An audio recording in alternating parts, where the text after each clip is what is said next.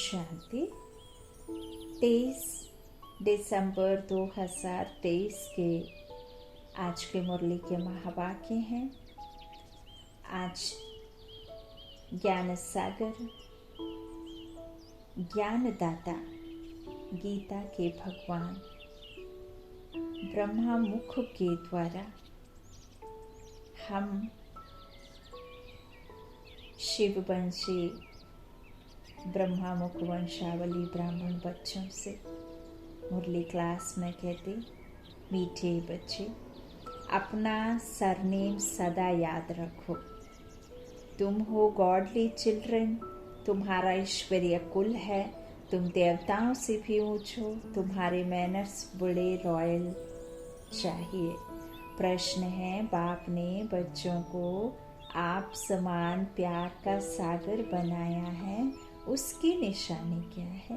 उत्तर में मीठे बाबा ने कहा, तुम बच्चे बाप समान बने हो, इसलिए तो तुम्हारे यादगार चित्रों को सभी प्यार करते हैं। जो भक्ति में देवी देवताओं को पूजते हैं, मंदिर में विराजमान जो जड़ चित्र हैं, वो हम पूर्वज आत्माओं की अर्थात सतयुगी देवी देवताओं के यादगार ही तो हैं। तो बाबा कहते हैं, देखो तुम बच्चे बाप समान प्यारे बने हो, इसलिए तो तुम्हारे यादगार चित्रों को सभी प्यार करते हैं, प्यार से देखते रहते हैं। लक्ष्मी नारायण सदा हर्षित मुख रमणीक हैं। अभी तुम जानते हो कि बाबा हमें ज्ञान योग से बहुत बहुत मीठा बना रहे हैं। तुम्हें मुख से सदा ज्ञान रत्न ही निकालने हैं। अच्छा, मंदिरों में जो विराजमान देवी देवताओं की मूर्तियाँ होती हैं, उनको देख करके किसी के भी मन में अपवित्रता या किसी भी प्रकार का मन के अंदर सामने उन मूर्तियों के प्रति कोई भी गलत संकल्प नहीं चलता। फिर चाहे वो शराबी हो, चाहे वो जुआड़ी हो, चाहे वो कैसी भी अपवित्र आसुरी अवगुण वाली आत्मा हो, लेकिन उन जड़ चित्रों को देख करके उन देवी देवताओं के सामने नतमस्तक जरूर होगा। कोई वेवड़ा भी होता है, कोई पागल भी होता है, कुछ हरकतें उसकी खराब रहेंगी, चप्पल सर पे रख लेगा, कुछ उल्टा सीधा बोलते जाएगा, लेकिन जब भी मंदिर के दरवाजे के सामने से गुजरेगा तो वो ज़रूर नतमस्तक होगा, ज़रूर प्रणाम करके निकलेगा और ज़रूर उनसे कुछ ना कुछ मांगते हुए निकलेगा।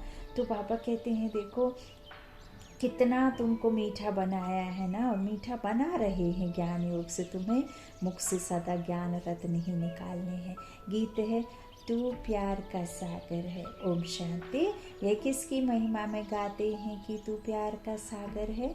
यह किसी मनुष्य की महिमा नहीं। कहा जाता है कि तू प्यार, शांति व पवित्रता का सागर है। अभी तुम पवित्र बनते हो। ऐसे बहुत हैं जो शादी नहीं करते, बहुत हैं जो बिगर संन्यास लिए भी पवित्र रहते हैं, है ना, रहते हैं ना। तो गाया हुआ भी है, गृहस्थ व्यवहार में जनक मिसल ज्ञान उसकी हिस्ट्री है। कहा हमको कोई ब्रह्म ज्ञान सुनाओ। वास्तव में कहना चाहिए ब्रह्मा ज्ञान।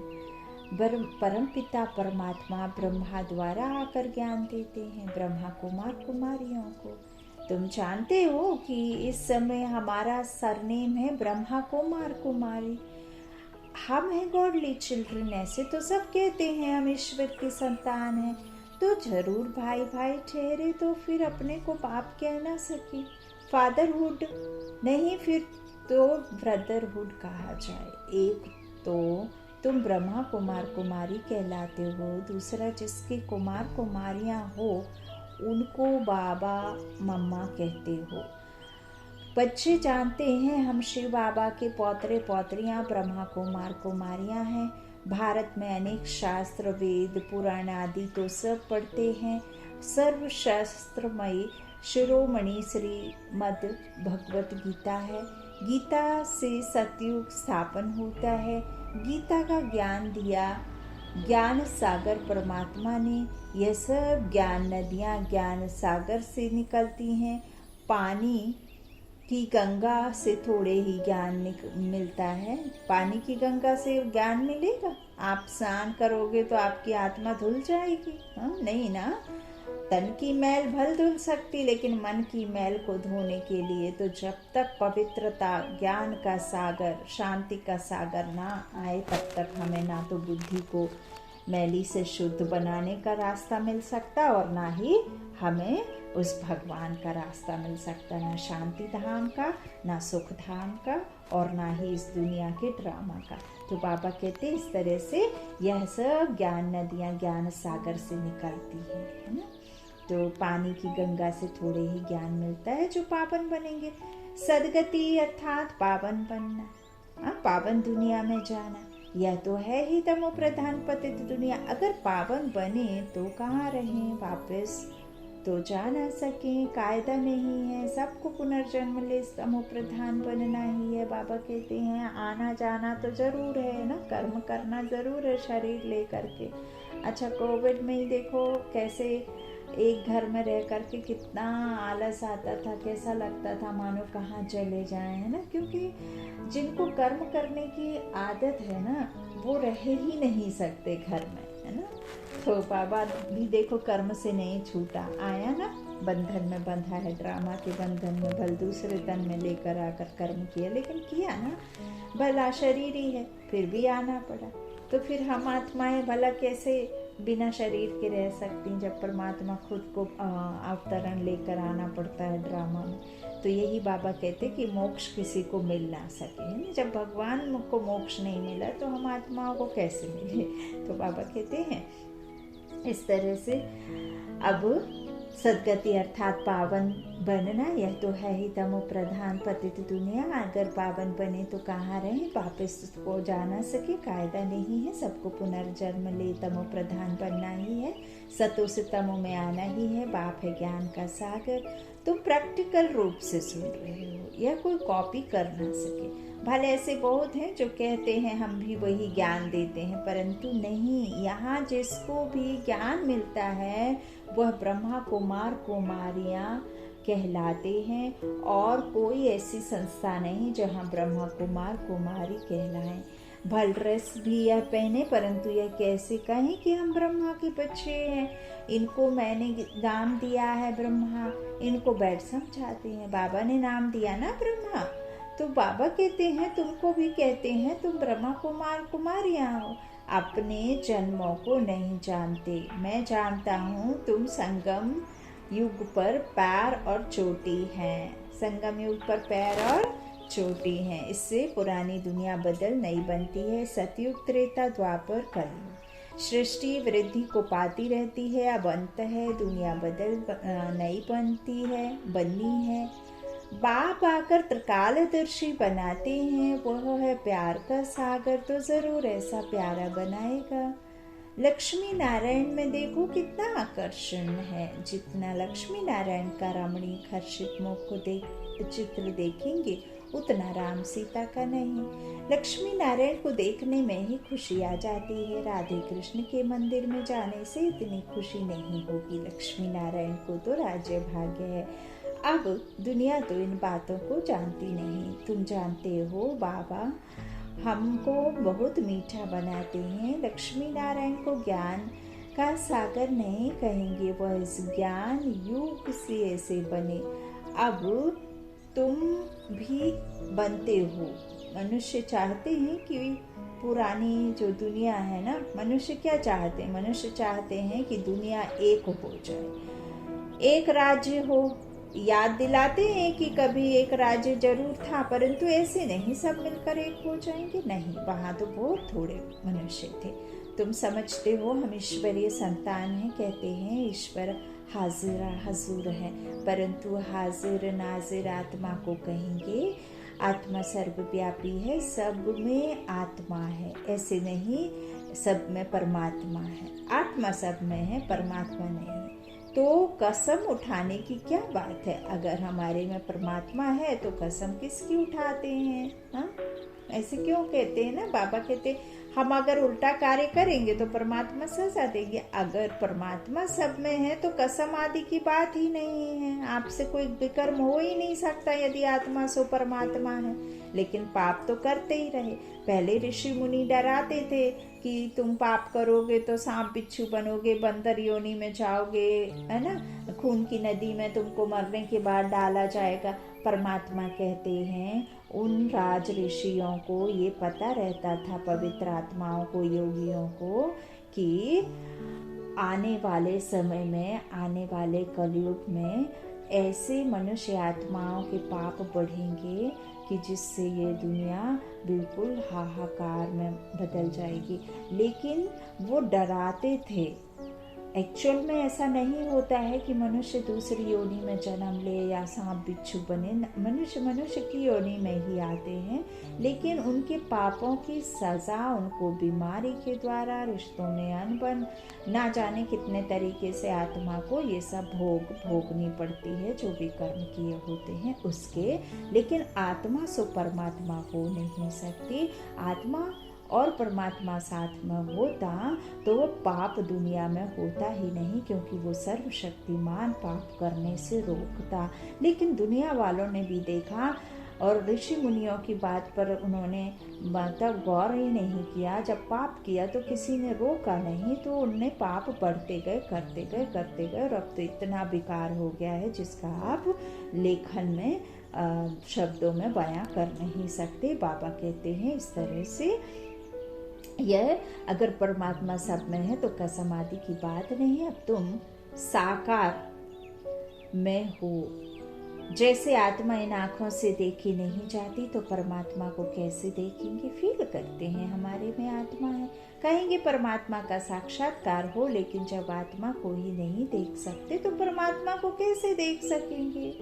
आत्मा ही पुण्य आत्मा, पाप आत्मा बनती है, देव आत्मा बनती है, संत आत्मा बनती है, महान आत्मा बनती है, लेकिन परमात्मा आत्मा थोड़ी बनती है। तो इस समय पाप आत्मा है। तुमने बहुत पुण्य किया था, बाप के आगे तन मन धन समर्पण किया था। अब पाप आत्मा से पुण्य आत्मा बन रहे हो। शिव बाबा को तन मन धन बलि देते हो, तन मन धन बलि देते हो। इसने भी अर्पण किया ना ब्रह्मा बाबा ने, तन भी सच्ची सेवा में दिया।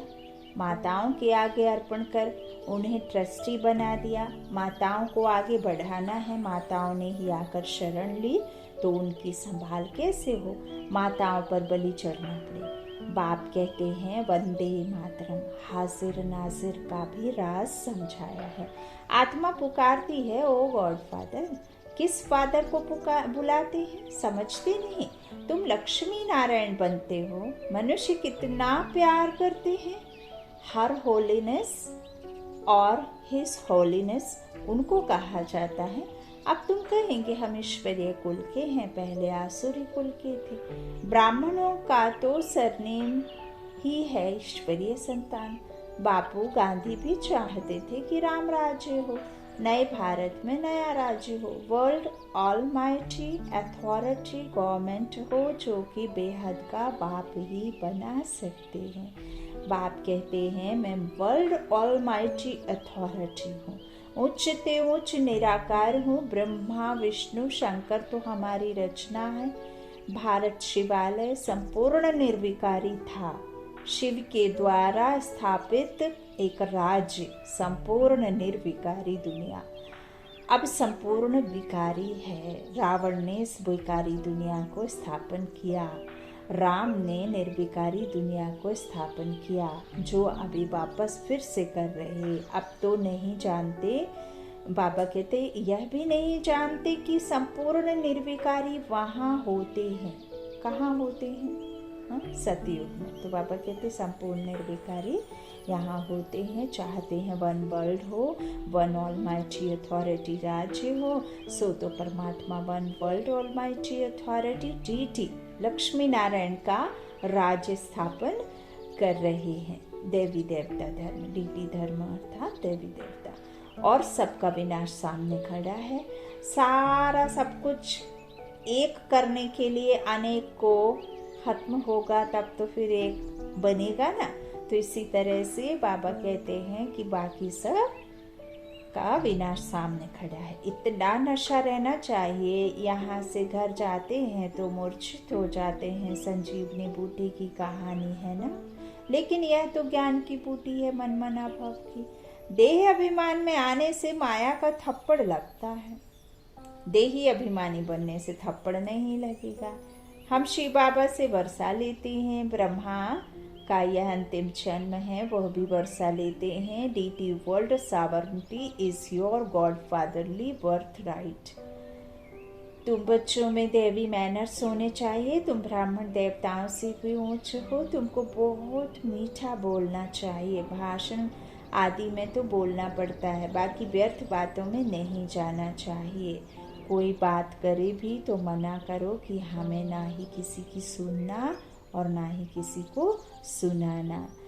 अब से अगर हम यह अपना रूल बना लें कि हमें किसी भी हालत में किसी के द्वारा भी किसी की भी बुराई सुनना नहीं है और ना ही सुनानी है, ना ही अंतर मन में और ना ही इस मुख से, है ना वाचा में और ना कर्मणा में।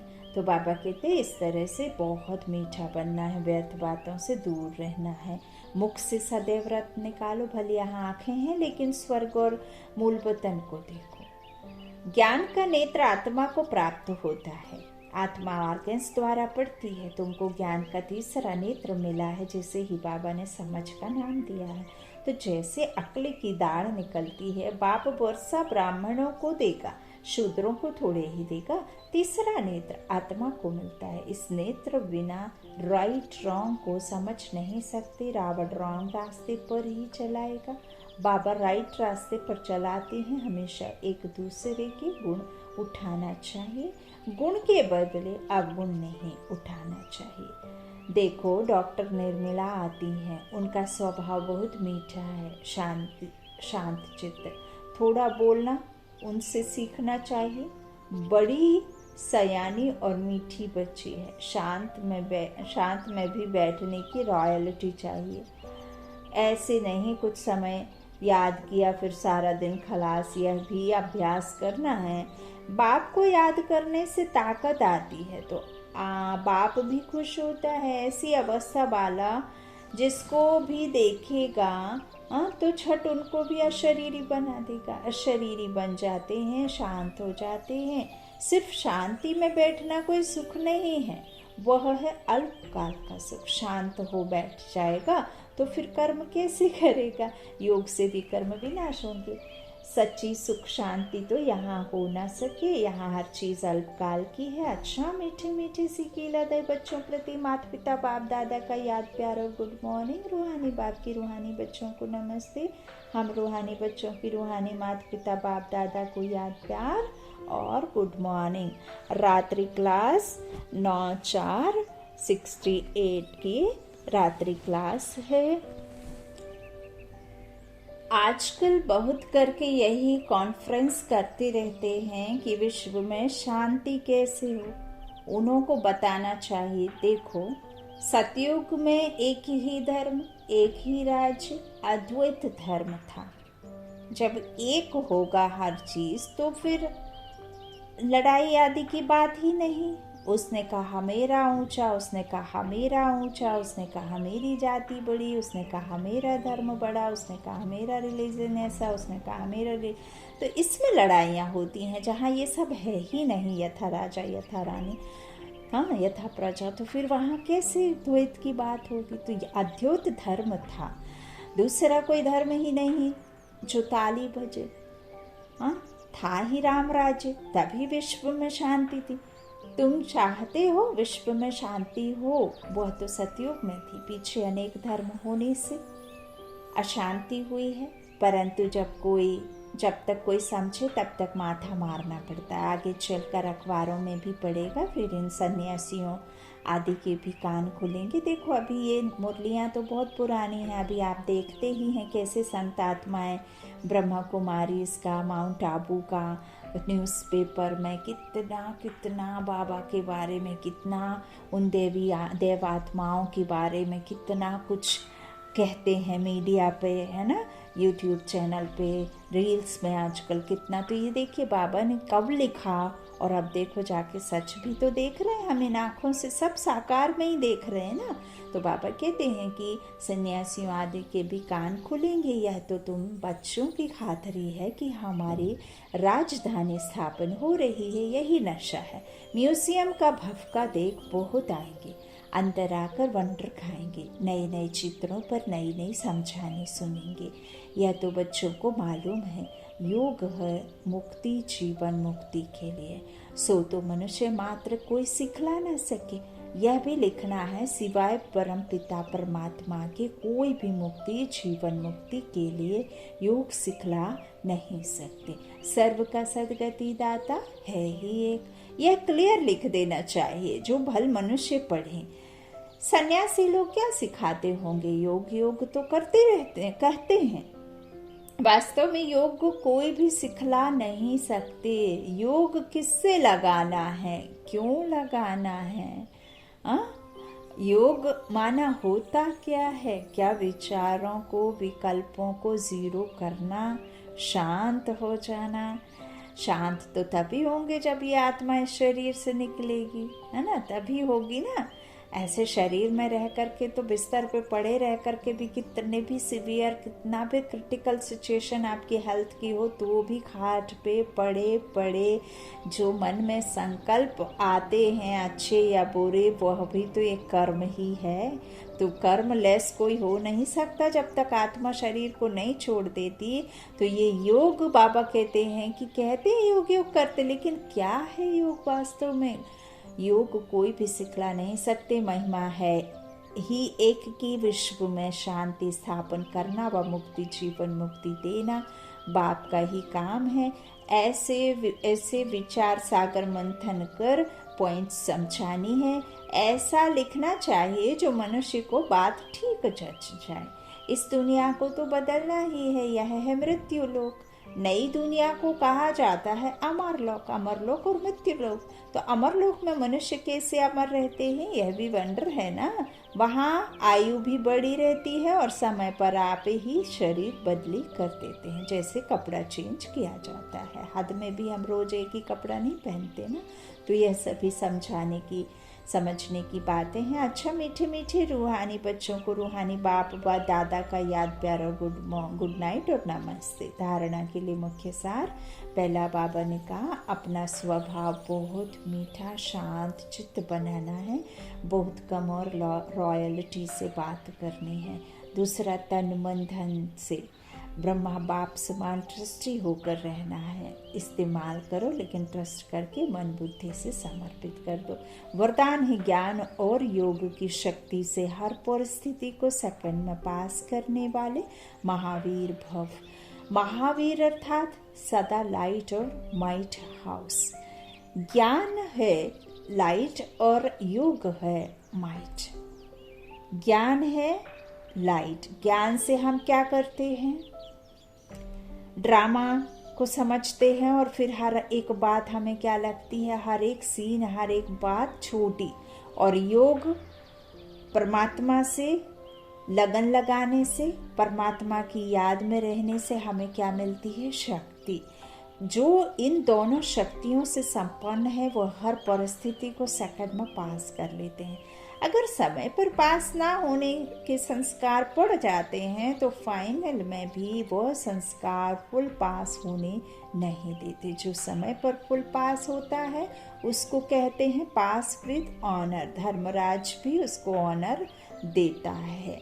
स्लोगन, योग अग्नि से विकारों के बीज को भस्म कर दो तो समय पर धोखा मिल नहीं सकता। योग अग्नि से विकारों के बीज को भस्म कर दो तो समय पर धोखा मिल नहीं सकता। पेड़ कभी भी आप ऊपर से काट दोगे तो वो बार बार उगेगा, बार बार उसमें कुछ ना कुछ पत्ती, फूल, कुछ ना कुछ तना निकल आएगा। लेकिन यदि आप उसे उखाड़ना ही चाहते हो तो आपको सबसे पहले उसकी जड़ को खोदना पड़ेगा। ऐसे ही परमात्मा हमसे कहते हैं कि आपके झोली में जो ज्ञान रत्न डाल रहे हैं तो उसमें मायावी छेद ना हो। माया रूपी छेद हुआ तो वो रत्न कब की गिर जाएंगे। अच्छा, ओम शांति।